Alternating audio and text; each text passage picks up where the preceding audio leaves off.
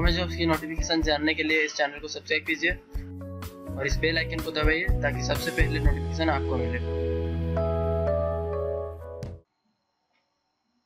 हाय, hello friends, नमस्कार। आपका स्वागत है इस नई वीडियो में।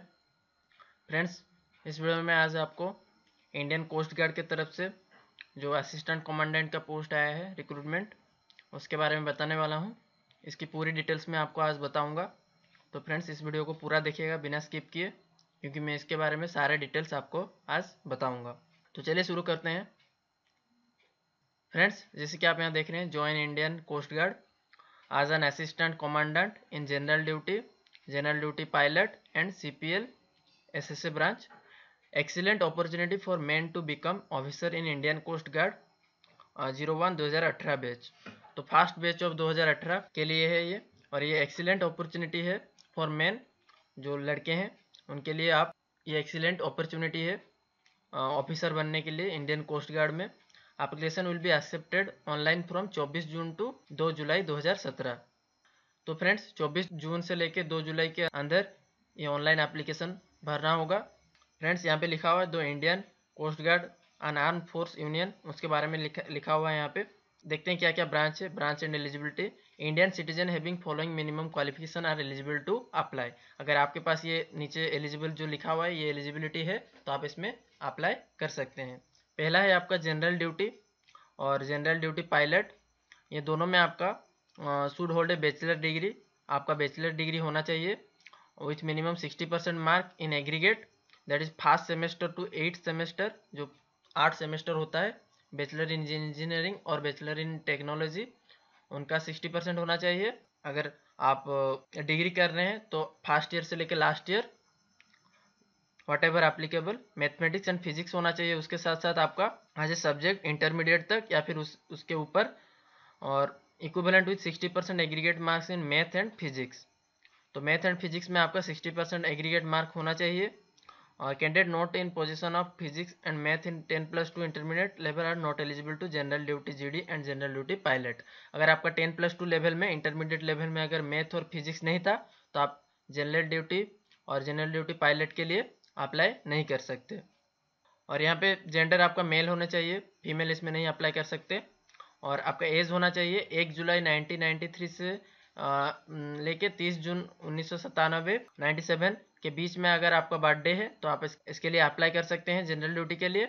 जनरल ड्यूटी पायलट में अगर आपका बर्थ डेट 1 जुलाई 1993 से लेके 30 जून 1999 के बीच में है तो आप इसके लिए एलिजिबल हैं, या फिर आप इसके लिए अप्लाई कर सकते हैं जनरल ड्यूटी पायलट में। नेक्स्ट आपका है पायलट CPL। इसमें आपका 12th क्लास पास होना चाहिए 60% एग्रीगेट मार्क के साथ, और should possess current valid commercial pilot licence. उसके साथ साथ आपका कॉमर्शियल पायलट लाइसेंस होना चाहिए। इसमें भी मेल अप्लाई कर सकते हैं। और आपका एलिजिबिलिटी डेट ऑफ बर्थ है होना चाहिए 1 जुलाई 1993 से 30 जून 1999 के बीच में होना चाहिए। एडिशनल एलिजिबिलिटी क्राइटेरिया क्या है? The candidates failed in computerized pilot selection system or suspended from flying training at Air Force Academy are not eligible for pilot branch। तो अगर आप इसमें फेल हुए हैं कंप्यूटराइज्ड पायलट सिलेक्शन सिस्टम में तो आप पायलट के लिए अप्लाई नहीं कर सकते। Candidates withdrawn or disciplinary grounds from any other service training academy are not eligible to appear।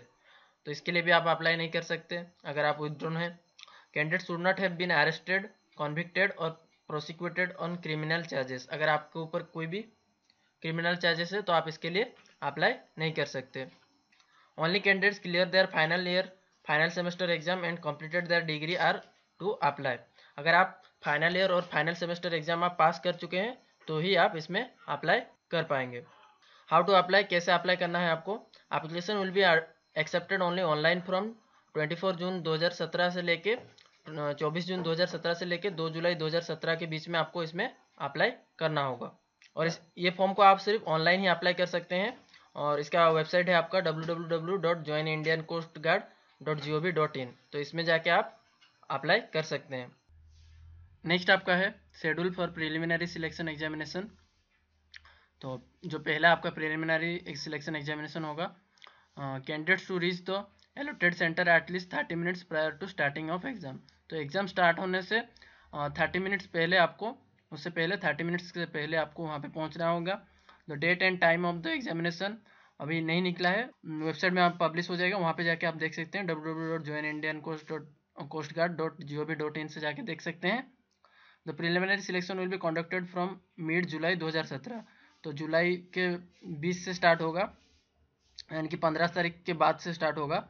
Any other centre promoted by coast guard, तो ये सेंटर में आपका होगा coast guard regional headquarter Mumbai, यहाँ पे होंगे एग्ज़ाम। उसके बाद चेन्नई, कोलकाता, नोएडा, तो ये चारों दिया हुआ है, इसमें आपका एग्ज़ाम होंगे।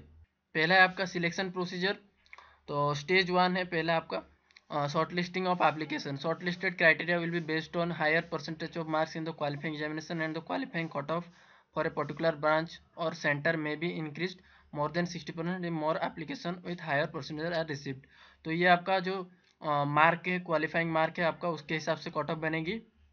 पहले आपका होगा स्टेज 1 प्रिलिमिनरी सिलेक्शन होगा, उसमें आपका शॉर्ट लिस्टेड जो कैंडिडेट्स होंगे मार्क के हिसाब के सर्टिफिकेट में जो आपका परसेंटेज है, क्वालिफाइंग आपका सर्टिफिकेट है, उसमें जो मार्क्स है उसके हिसाब से शॉर्ट लिस्टेड कैंडिडेट्स को उन लोग बुलाएंगे एग्जामिनेशन के लिए, प्रिलिमिनरी सिलेक्शन एग्जाम।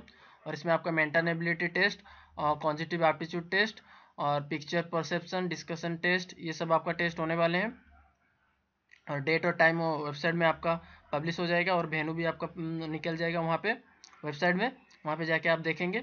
नेक्स्ट आपका है candidates are required to appear the venue with the following documents, तो आपको ये सारे डॉक्यूमेंट्स लेके जाना होगा एग्जाम में, प्रिलिमिनरी एग्जाम में। पहला आपका है 2 copies of computer generate prefilled online e admit card, तो ई एडमिट कार्ड का आपका 2 कॉपीज लेना है।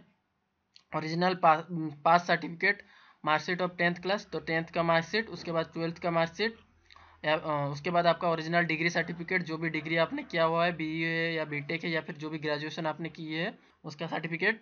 नेक्स्ट आपका प्रूफ ऑफ आइडेंटिटी, जैसे कि passport, driving licence, Aadhaar card, voter ID card, college ID card और एनी अदर प्रूफ आइडेंटिटी, वो आपको लेके जाना होगा। नेक्स्ट अगर आप कुछ भी कास्ट सर्टिफिकेट है आपके पास, जिसके आप अगर ओबीसी से बिलोंग करते हैं या फिर एससी एसटी कैंडिडेट से बिलोंग करते हैं, तो वो भी आपको कास्ट सर्टिफिकेट लेके जाना होगा। नेक्स्ट आपका कैरेक्टर सर्टिफिकेट और current and valid commercial pilot licence, जो अगर आप पायलट के लिए डाल रहे हैं, commercial and current and valid commercial pilot licence आपको लेके जाना होगा। उसके बाद स्टेज 2 आपका सिलेक्शन आएगा, उसमें आपका फाइनल सिलेक्शन है और इसमें आपका द कैंडिडेट्स क्वालिफाइंग एवं प्रिलिमिनरी, जो ऊपर वाला प्रिलिमिनरी एग्जामिनेशन सिलेक्शन आप क्वालिफाई करेंगे तो उसके बाद आपका फाइनल सिलेक्शन होगा। और इसमें आपका personality test, interview, psychological test, group task, ये सब होने वाला है इसमें। और इसमें मेडिकल स्टैंडर्ड है कुछ, जैसे कि पहला आपका है हाइट, तो असिस्टेंट कमांडेंट पोस्ट के लिए आपका 157 सेंटीमीटर मिनिमम हाइट होना चाहिए। और इसमें आपका रिडक्शन मिल जाएगा, जो आपका हिली एरिया से आते हैं या फिर ट्राइबल एरिया से आते हैं उनके लिए गवर्नमेंट रूल के हिसाब से जो एग्जाम्शन है वो मिल जाएंगे। नेक्स्ट आपका असिस्टेंट कमांडेंट पायलट पोस्ट के लिए, इस पोस्ट के लिए आपका मिनिमम हाइट 162.5 सेंटीमीटर होना चाहिए और लेग लेंथ मिनिमम 99 सेंटीमीटर होना चाहिए। उसके बाद यहाँ पे वेट आपका proportional to the height and age ±10% हो सकता है। और चेस्ट भी आपका well proportional, minimum expansion 5 centimetre होना चाहिए। उसके बाद आपका यहाँ पे है आई साइड में आपका असिस्टेंट कमांडेंट के लिए 6/6 और 6/9 ऑन करेक्ट विदाउट ग्लास, और करेक्ट विद ग्लास आपका 6/6 6/6 होना चाहिए असिस्टेंट कमांडेंट पोस्ट के लिए। नेक्स्ट आपका है असिस्टेंट कमांडेंट पायलट पोस्ट के लिए, तो इसमें भी आपका 6/6 और 6/9 होना चाहिए। नेक्स्ट आपका इंडियन कोस्ट गार्ड में पे स्केल क्या है, तो आप joining coast guard you will be placed in basic pay of 56,100, जो आपका 7th पे कमीशन के हिसाब से, तो इसमें बहुत ज़्यादा आपका अच्छी सैलरी है इसमें। कॉमन टू ऑल ब्रांचेस पे इन बैंड आपका 56,100 आपका मिल जाएगा पर मंथ। और उसके साथ साथ आपका डेयरनेस अलाउंस भी मिलेगा, किट मेंटेनेंस अलाउंस 600 का मिलेगा। उसके बाद आपका फ्लाइंग अलाउंस, जो भी पायलट पोस्ट में डाल रहे हैं उनको फ्लाइंग अलाउंस मिलेगा 13,500 से लेकर 21,000 पर मंथ मिलेगा। उसके बाद ड्राइविंग अलाउंस भी मिलेगा आपका 600 से 1,200 पर मंथ।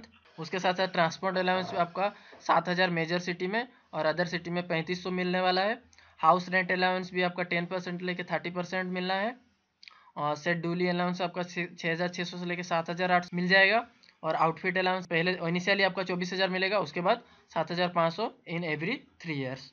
तो इसमें बहुत अच्छा सैलरी और ये सब सुविधाएं हैं। अदर बेनिफिट्स क्या है इसमें, एंटाइटल्ड रेशन आज पर गवर्नमेंट ऑर्डर्स इन फोर्स, तो रेशन भी मिलेगा आपको। मेडिकल कवर फॉर सेल्फ, आपका मेडिकल कवर रेज हो जाएगा। उसके बाद फैमिली का भी मेडिकल कवर मिल जाएगा। और government accommodation for self and family और नॉमिनल लाइसेंस फी, तो लाइसेंस फी भी आपको एकोमोडेशन मिलेगा। 50 days earn leave and 8 days casual leave every year. 45 days का आपका अर्न लीव मिलेगा और 8 डेज का आपका कैजुअल लीव मिल जाएगा। इंश्योरेंस कवर आपका 75 लाख तक का इंश्योरेंस कवर मिलेगा, जो जिसकी प्रीमियम है 7,500 पर मंथ। तो ये सब आपको मिलने वाला है। कंट्रीब्यूटरी पर्सन स्कीम, ग्रेट्युटी और रिटायरमेंट, कैंटीन फैसिलिटी भी आपको मिलने वाला है। तो ये सब आपको मिलने वाला है। ECS मेडिकल फैसिलिटी भी आफ्टर रिटायरमेंट मिल जाएगी आपको। तो फ्रेंड्स, इस वीडियो में बस इतना ही था। जो कुछ था मैंने पूरा डिटेल्स आपको बता दिया है। अगर आप और भी कुछ जानना चाहते हैं तो नीचे कमेंट में लिख सकते हैं, और डिस्क्रिप्शन में नीचे मैं इसका लिंक दे दूंगा, वहाँ पे भी जाके आप देख सकते हैं। तो thank you for watching this video. अगर ये वीडियो आपको अच्छा लगा तो लाइक, कमेंट एंड शेयर कर दीजिए, और चैनल को सब्सक्राइब करना मत भूलिएगा, क्योंकि मैं आपके लिए ऐसी वीडियो लाता रहूँगा। तो फ्रेंड्स, इस वीडियो को यहीं पे वाइंड अप करते हैं। Thank you. जय हिंद, वंदे मातरम।